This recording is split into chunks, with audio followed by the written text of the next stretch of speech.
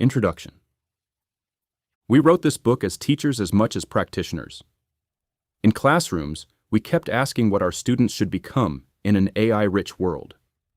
Faster prompt writers, or people who can evaluate, take responsibility, and redesign real work. That question pushed us beyond curriculum into a harder one. If work is changing, what should organizations look like so people can do accountable, high-quality work with AI? To find out, we talked with industry partners living these tensions every day. Leaders under pressure for speed.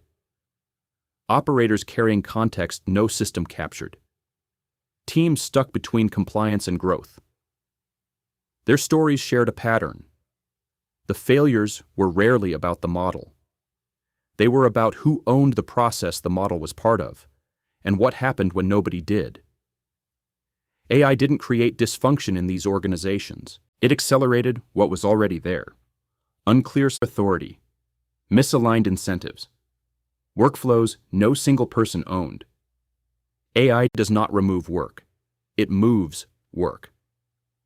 The story follows a consulting firm trying to survive a market that rewards speed over responsibility, and the people who have to decide what they are willing to answer for. It begins with pilots and demos and the optimism that comes with a powerful new tool. It ends somewhere harder and more honest, with the question of what organizations must change about themselves before AI can change anything for them. The characters and companies are fictional. The patterns are not. We wrote it as a novel because the logic of organizational change lives in postmortems where no one raises their hand, in career moves that look like demotions, in the slow work of earning trust, one workflow at a time. You might read as a leader deciding what to delegate, as a teacher deciding what kind of professional to form, or as a builder deciding whether your work will optimize a task or strengthen a whole system. The answer is not complicated, but it is hard. We have a story about people who stayed with the question long enough to learn why. Disclaimer. We used large language models to craft a novel about what happens when organizations use AI without owning the process. The irony was not lost on us.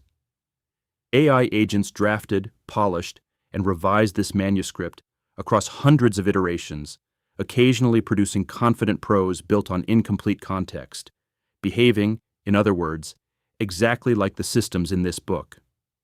We decided what stayed, what changed, and whose name went on the outcome. We caught what we caught.